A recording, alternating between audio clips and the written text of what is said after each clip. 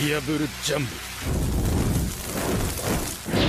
Les pouvoirs de Luffy ont toujours étonné. Ce corps élastique conféré par le Gomu Gomu no Mi, un des fruits maudits par la mer, fait désormais partie intégrante de toute son histoire et de celle de One Piece. Des pouvoirs de feu, de foudre ou même de glace sont présents, et pourtant c'est celui du caoutchouc que le héros possède. Malgré cela, le génie que Luffy a pour l'art du combat est sans limite. Il exploite et utilise à son maximum les aptitudes conférées par son fruit du démon pour dominer son adversaire. Il faut avouer qu'au-delà de l'aspect comique que peut générer Luffy et son Gomu Gomu no Mi, il est d'une efficacité redoutable dans un contexte où le combat est de rigueur. Une tolérance à la douleur véritablement supérieure à la normale qui rendait Luffy d'autant plus puissant et résistant avant l'apparition du Haki, ou encore une augmentation des aptitudes physiques à travers le Gear Second grâce à l'élasticité de tout son réseau sanguin et nerveux. En clair, il a toujours été l'un des pouvoirs les plus adaptés au corps à corps derrière cette apparence peu flatteuse. D'ailleurs, même les propriétés naturelles du caoutchouc sont exploitées au maximum par Oda pour coller au développement de Luffy. Par exemple, il lui a permis de vaincre Ener, pourtant un Loga, grâce à son insensibilité à la foudre. Ou encore, n'avez-vous jamais remarqué que Luffy a été celui ayant le moins changé en termes de physique durant l'ellipse des 2 ans parmi tous les autres Mugiwara? Eh bien, cela peut être expliqué par l'élasticité de sa peau,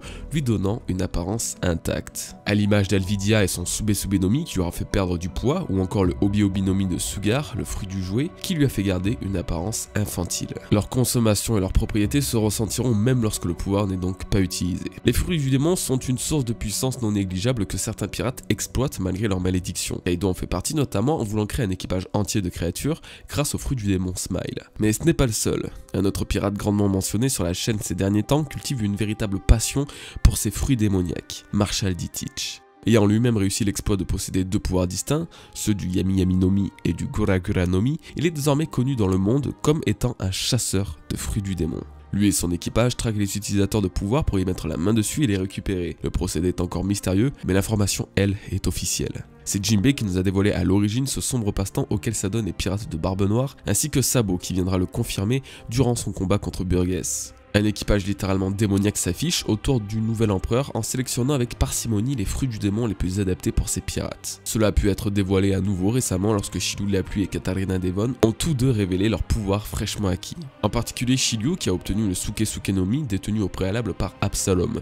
Comme l'indique Moria, ce fruit est l'un des plus recherchés pour des raisons évidentes liées à l'invisibilité. Absalom était donc une cible de choix, et son pouvoir également. Le Mera Mera no Mi, lui, était désiré par Burgess qui s'était rendu volontairement sur Dressrosa pour s'en emparer durant le tournoi du Colisée Corrida. Mais au final, si nous revenons aux premières paroles de Jinbei concernant la traque des fruits du démon de Teach, une phrase bien précise nous indique qu'un autre pouvoir est susceptible de les intéresser. Si je parlais de Luffy et son Gomu Gomu no Mi plus tôt, ce n'était pas dénué de sens ou d'intérêt, puisque Jinbei sous-entend avec insistance que le célèbre capitaine des Mugiwara pourrait être en danger. Il est vrai que lui et Teach ont un passé commun lourd et sombre, la perte d'Ace est un élément clé, et par-dessus tout leur destin semble inexorablement lié l'un à l'autre. Mais Jinbei avertit Luffy et les Mugiwara précisément après avoir révélé leur chasse au pouvoir. Pouvons-nous réellement considérer ça comme un pur hasard ? Chopper lui-même prit peur en tant que possesseur du Ito Ito no Mi. Robin ainsi que Brook, les autres utilisateurs de fruits du démon, étant absents à ce moment précis, et Luffy totalement absorbé par sa gloutonnerie, nous devons bien comprendre que les paroles de Jinbei sonnent comme une véritable mise en garde. Pour appuyer ces arguments, les actes de Burgess vont totalement dans ce sens sur Dressrosa lorsqu'il a profité de l'état de faiblesse de Luffy pour tenter de le tuer, mais surtout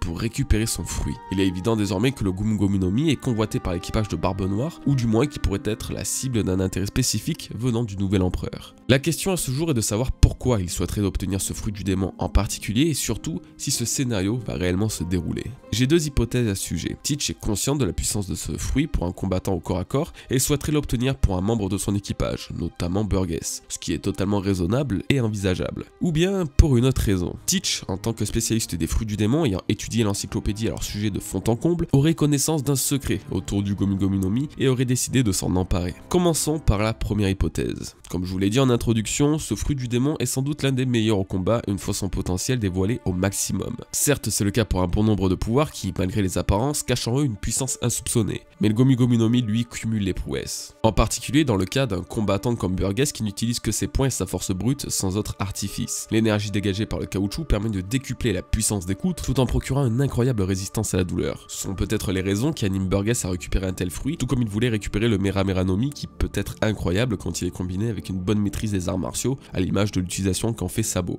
Cette idée est totalement valable, mais pas assez intéressante scénaristiquement parlant à mon goût. Oui, si on doit s'en prendre à Luffy et au Gomu Gomu no Mi, c'est pour une raison précise, avec un véritable enjeu derrière. C'est pourquoi je soupçonne Barbe Noire de savoir quelque chose à propos de ce fruit, un secret.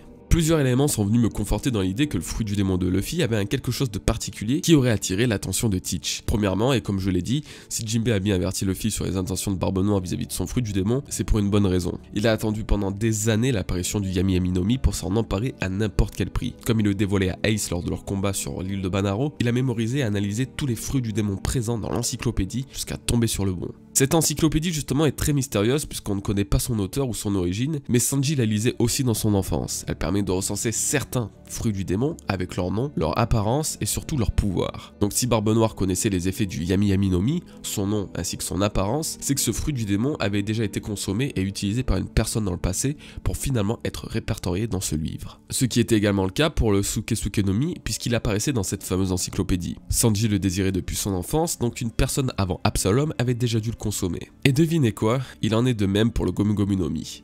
Oui, il s'agit du tout premier fruit du démon introduit dans le manga, mais également celui qui a subi la description la plus détaillée. Shanks et le Kiru avaient une parfaite connaissance des pouvoirs octroyés par ce fruit, ainsi que son nom et son aspect. L'une des raisons les plus probables à cela est que, bien évidemment, il a déjà dû être possédé par une personne pour finir par se retrouver détaillé dans l'encyclopédie des fruits du démon. Pour finir, un pouvoir que j'ai déjà mentionné dans cette vidéo a sûrement été cité dans ce livre, mais se trouve être tristement oublié de tous, le Goro Goro no Mi d'Ener.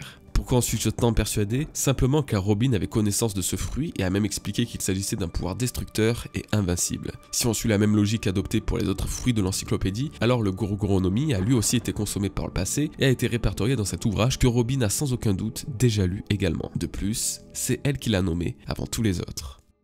Mais n'y a-t-il rien d'étrange? Je trouve la coïncidence intrigante, troublante, que parmi les 4 fruits du démon officiellement identifiés et dévoilés à ce jour dans cette encyclopédie, 2 ont été consommés par Barbe Noire et son équipage. Le Yami Yami no Mi qui était son but ultime et qu'il avait découvert à l'origine dans ce livre, ainsi que le Sukesuke no Mi convoité par Sanji depuis sa jeunesse. Le Goro Goro no Mi d'Ener ne l'a pas été mais pourrait être recherché par Teach vu qu'il est considéré comme l'un des plus puissants Logia. De plus, comme pour faire un foreshadow, durant son combat contre Ace, il dévoilera que la faiblesse de son fruit des ténèbres est de tout attirer. Les balles, les coups de sabre, les impacts physiques, les flammes, ou bien encore les éclairs. Et désormais, le Gomu Gomu no Mi, aussi répertorié dans ce livre, semble être également voulu par Teach. Donc, Teach cherche peut-être à s'en emparer car elle a étudié à travers son encyclopédie une facette du Gomu Gomu no Mi que nous ne connaissons pas. C'est le deuxième élément sur lequel je voulais réagir car les propriétés naturelles du caoutchouc seraient recherchées par Barbe Noire pour des raisons particulières. Il a une immunité assez incroyable à des pouvoirs dévastateurs tels que la foudre, comme nous avons pu le voir avec Ener, mais aussi aux vibrations sismiques. Cette matière possède une résistance mécanique très haute et a la particularité de pouvoir se déformer sans se briser. C'est pourquoi le caoutchouc est utilisé dans l'industrie parasismique, pour permettre aux bâtiments victimes de tremblements de terre de bouger, oui, mais de ne pas se détruire. Le Gomu Gomu no Mi est donc le fruit ultime pour vaincre les pouvoirs destructeurs du Gura Gura no Mi qui reprend justement l'utilisation des ondes sismiques pour recréer des tremblements de terre comme nous avons pu le voir sur Marineford. Ce qui pourrait être une des raisons justifiant l'intérêt que Teach a pour le fruit de Luffy et surtout de ne pas l'avoir en tant qu'adversaire. Il souhaiterait donc le neutraliser, voire le récupérer.